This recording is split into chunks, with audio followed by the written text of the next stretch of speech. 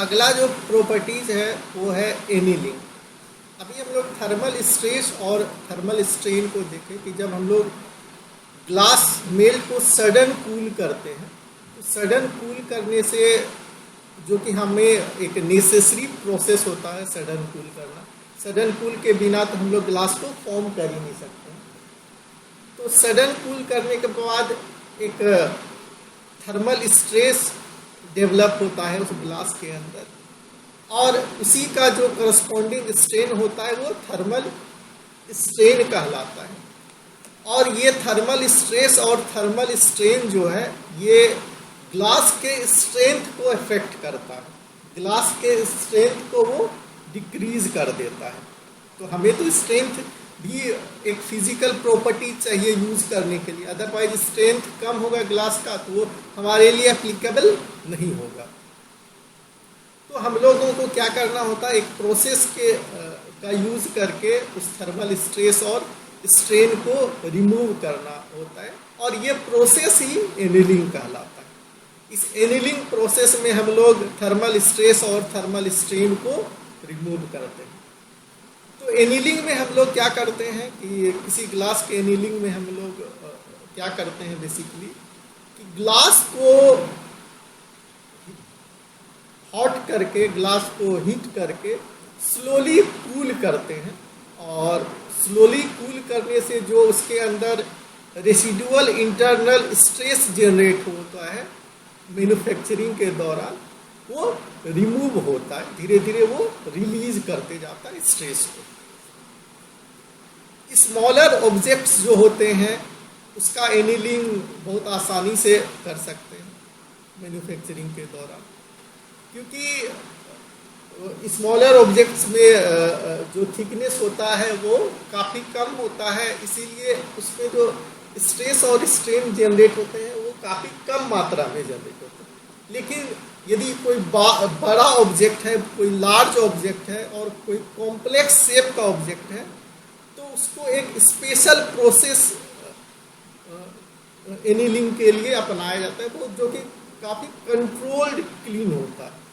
इसको हम लोग एनीलिंग लेयर के नाम से भी जानते हैं। उसमें जो टेम्परेचर होता है काफ़ी कंट्रोल होता है उस क्लीन के अंदर, क्योंकि हमारा जो ऑब्जेक्ट है वो काफ़ी लार्ज है, और लार्ज ऑब्जेक्ट में जो अंदर जो है वो कंप्रेशन फोर्स काफ़ी ज़्यादा होता है, साथ ही साथ जो सरफेस पर जो है वो स्ट्रेस काफ़ी ज़्यादा रहता है। इसीलिए जो एनीलिंग की ज़रूरत पड़ती है, हमें काफ़ी कंट्रोल्ड टेम्परेचर एनवायरनमेंट में ज़रूरत पड़ती है।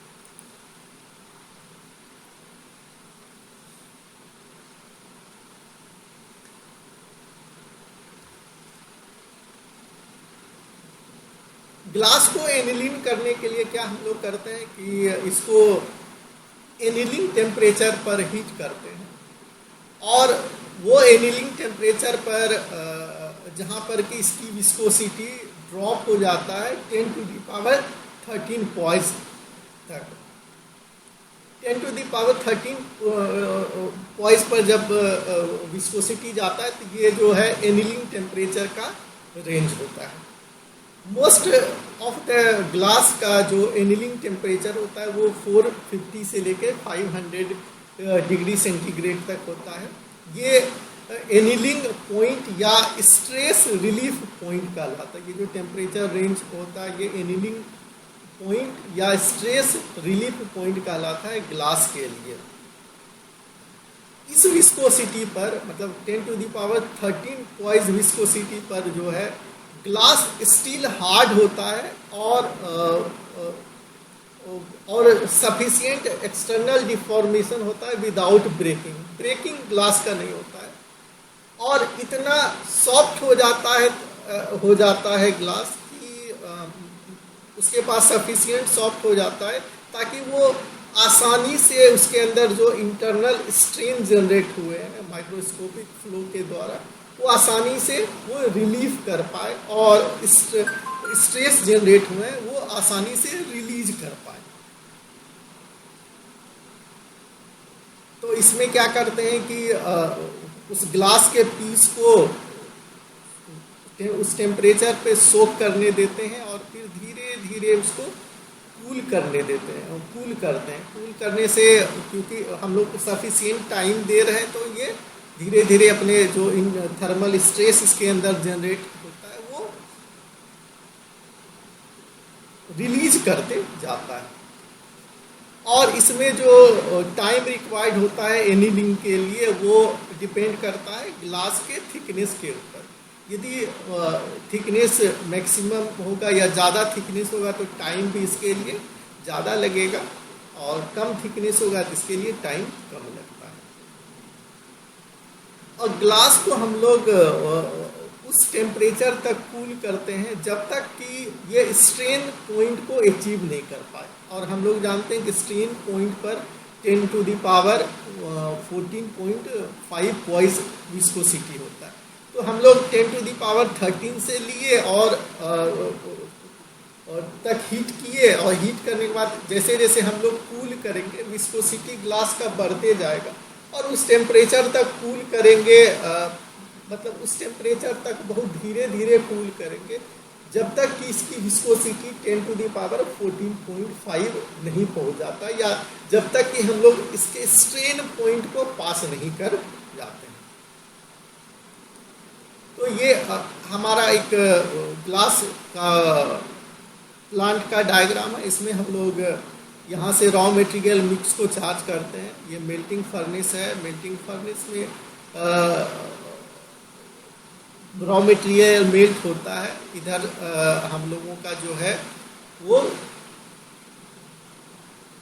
नोजल्स लगे होते हैं जिसके कारण जिससे कि हम लोग फायरिंग करते हैं। यहाँ पे रीजनरेटर होता है, यहाँ भी रीजनरेटर होता है जो कि गैस को से हीट को एक्सट्रैक्ट करने का काम करता है और प्रोसेस को एफिशिएंट बनाता है। फिर फ्लोटिंग बाथ पर ये मूव करता है ताकि ये फ्लैट ग्लास बना सके। फिर ग्लास में यदि कोई कोटिंग की ज़रूरत होती है तो हम लोग CVD मेथड से कोट करते हैं उस ग्लास के सरफेस को।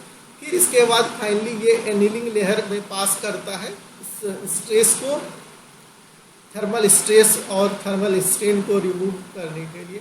फिर फाइनली जो है ग्लास के सरफेस को हम लोग वॉश करते हैं, फिर ड्राई करते हैं, फिर कट करके हम लोग जो है डिस्पैच कर देते हैं। ये हमारा टोटल प्रोसेस होता है। तो ये हम लोग एनीलिंग लेयर यही होता है। इस प्रोसेस पर हम लोग एनीलिंग करते हैं।